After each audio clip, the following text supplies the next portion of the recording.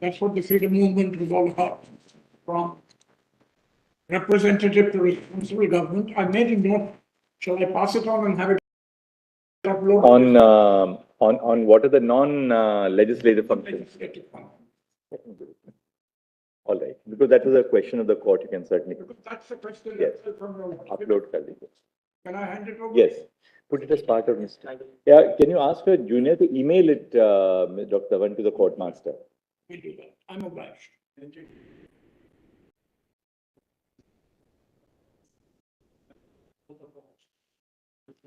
Give it to Mr. Prasanna and he will upload it All right, no difficulty. along with the extras of All some of the judges. All right, thank you, Mr. Jaffer. But proceeding on the premise that lordships have gone through the written Yes. submission, there is one apology that I have to make, not but there is one serious error in that written submission. But wherever I have referred to Jammu and Kashmir, please read merger as accession, not merger, because lordship has seen Kashmir did not merge. So that's the error which I have committed, which I want to rectify it. Wherever I use the word in my written submission, merger in respect of Jammu and Kashmir, it has to be accession. Now, Lord, I'll take just 2 minutes to sum up the context part which the Lordships must have seen. Kashmir, Lord, acceded differently because it acceded post August 47. The rest of the states concluded their accession as well as standstill agreement before August 47. Because standstill agreement was a precondition for instrument of accession. So they had all signed. Kashmir did not do it. And therefore, as per the cabinet mission memorandum 25th May, as well as the India Independence Act 1947, section 6 and 7 and 8, Kashmir acquired independence because the paramountcy ceased on 15th of August 47. That's the crux of the cabinet mission memorandum and the India Independence Act that follows it.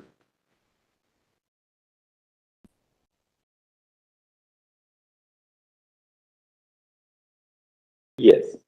The rest of the states barring Kashmir merged through agreements, Lord, from time to time, Lord, with the Dominion of India, ceding all their powers and sovereignty, barring Kashmir. And that is what Lordship would notice in the instrument of accession. I would not take Lordship through it, but that is what Lordships notice. All the states, Lord, unqualified cession of sovereignty to the Dominion of India. Some ceded not directly to Dominion of India states, Rajavans. Some ceded the Dominion of India while they merged with the provinces. Provinces, Lordship would know about the provinces under the Government of India Act, and they automatically merged in the Dominion of India. And some ceded to the Federation of States, the Union of States. But eventually, all these ceding rulers and states, Indian states, they accepted that their right to make constitution, which was guaranteed to them in the cabinet mission memorandum, and thereafter under the India Independence Act and the negotiations. They all ceded that Constitution of India will not be the sole constitution, with their constitution merging in the Constitution of India. And that is what is not the genesis of Article 238.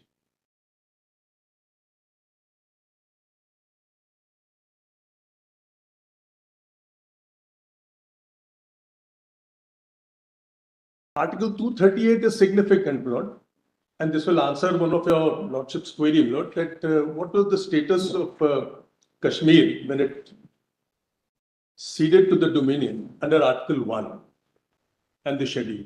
Where will we get Article 238 actually? Where will we get because our constitution copy doesn't carry it. So if I'll just check. Not that. The red. It doesn't have in this, yes. I'll share it to Justice Court. Is it anywhere in the compilations? In the compilations, do we have it somewhere? I have copies of this, but I brought copies of the. Anyway, no, don't worry, we have it here. You all rely heavily on Mr. Shankar. So very adept at these things. but we are not. The constitution, as applicable to the state of J&K have that? I'm sorry, no? Will the constitution as applicable to the state of J&K have that? No. No, No, 238 is in the Constitution of India. and So- it can't have it because it's barred. Yeah, that's fine. No, I'm coming to that. I'm coming to that as a slight, something to be said.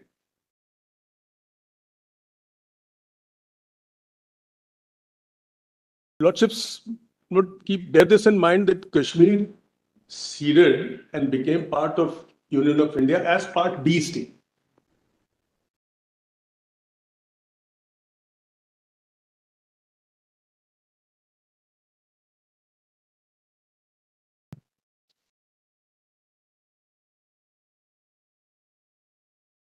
And all the ruler states were part of Part B state.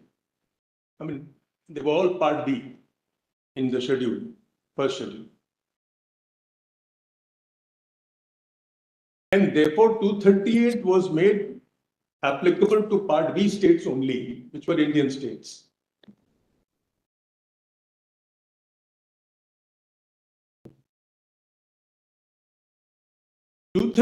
Only what 238 does was, it keeps the promise of applying the state's constitution to the government, to the union, the Constitution of India.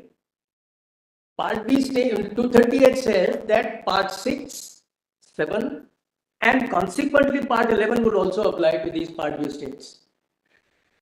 And that is how not all these Indian states merged unconditionally into the Constitution of India. Initially, all the Indian states were promised that they will have their constitution. But then, through negotiations, this was taken out.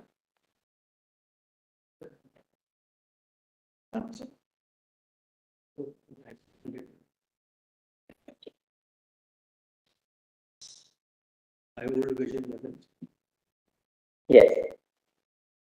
Now, the status of Jammu Kashmir was of a Part B state in the year 1950 when the constitution was enacted.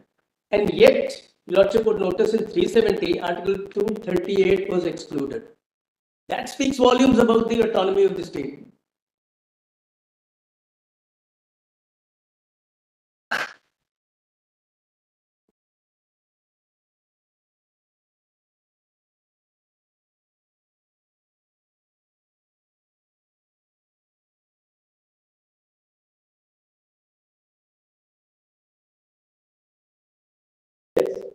Therefore, Just hand these up. Are these given on a returnable basis or on a non-returnable basis? That's what I got. In fact, when we were arguing Boileau's matter, we were looking for Article 31 and it wasn't in the footnotes. So when we conceived this constitution, we had to put all the old provisions. So but the only discrimination my friend has made is I have been devoted. you want me to have a later edition of this? It's coming out in 3 days. But the original, the intention to give me was not there. Attorney is very upset that attorney is being discriminated against. No, you have mine. I have one. The copy I can Ah. carry with my own copy. Brother has his own copy. I have my copy. No, the Tony should be penalized for gifting us all. Coming back to the number, this brief introduction was necessary because the basic theme of ours is that the Kashmir was entirely different, and this is what Lordship would notice in the debates. It's all vanity, no fun for your losses.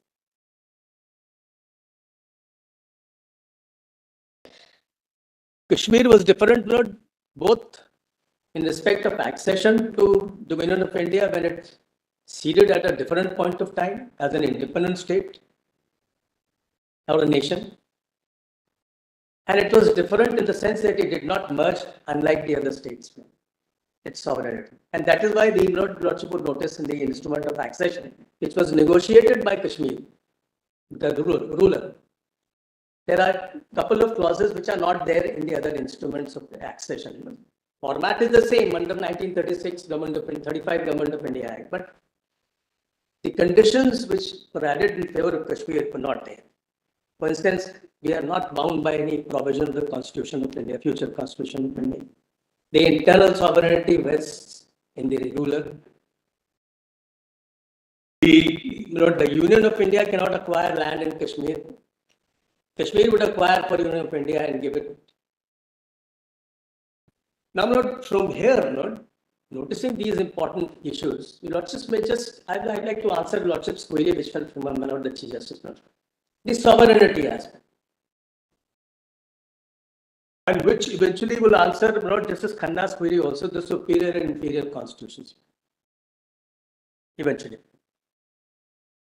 But the first aspect that we have to keep in mind is The sovereignty was retained by the Raja in the instrument of accession. Lordship has seen that, so I would not waste Lordship's time.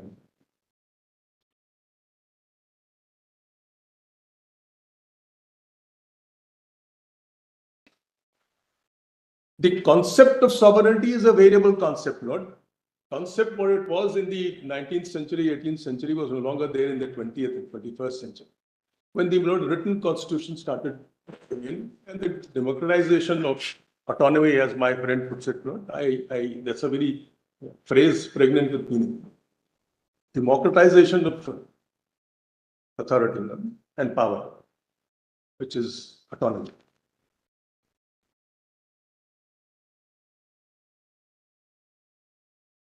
The sovereignty being a variable factor has two components, the internal and the external, and there are two decisions which Lordship may just care to note.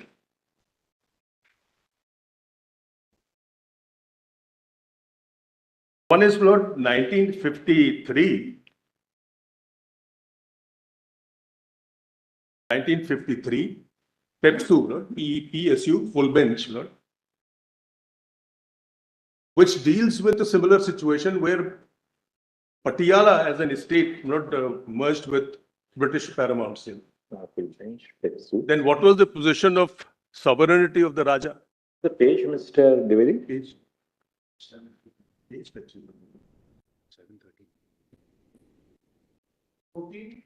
Please listen to what I'm saying. Please listen.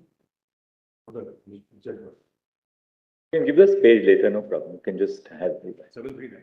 739. 739. What is the principle which it lays down? I'm sorry, this 1953 PEPSU 1. But I'm sorry, this confusion arises. No. It's AIA. Yeah. Is it in any compilation? Yes. Case law compilation? Yes.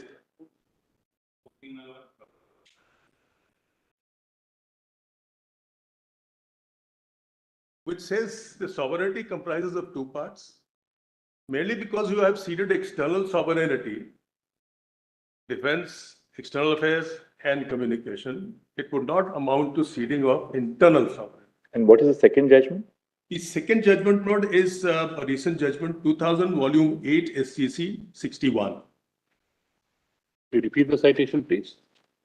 2000, volume 8, SCC, page 61, paragraph 31 and 2. Paragraph? 31 and 2.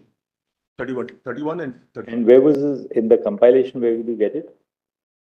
But I'm sorry, it's not there in the compilation because It's easy. later research not yielded all these results. Page 61.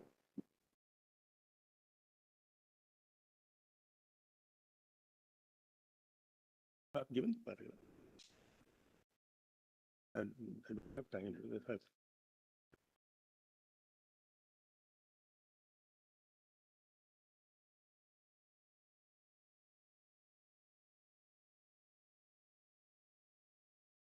And the third judgment in this regard, which is a clear pointer towards where the sovereignty rests post-constitution, the internal sovereignty, that is 59 Supreme Court, P and Paul. KR 59 Supreme Court or? PN calls case. No? Oh, yes. That is case law compilation. Page. Volume 1, page 8. PDF page 8. We have seen that, yes.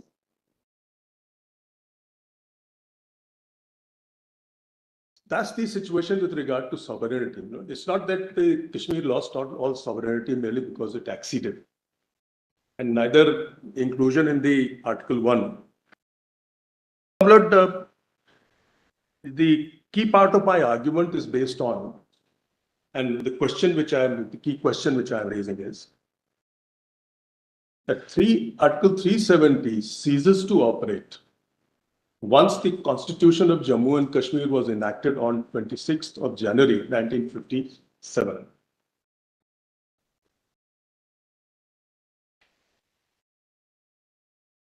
It is somewhat different from what most of my friends have argued. They want some part of 370 to survive post 57. My argument is nothing survives. All the powers conferred under Article 370, I would show would cease to operate once the Constitution is enacted.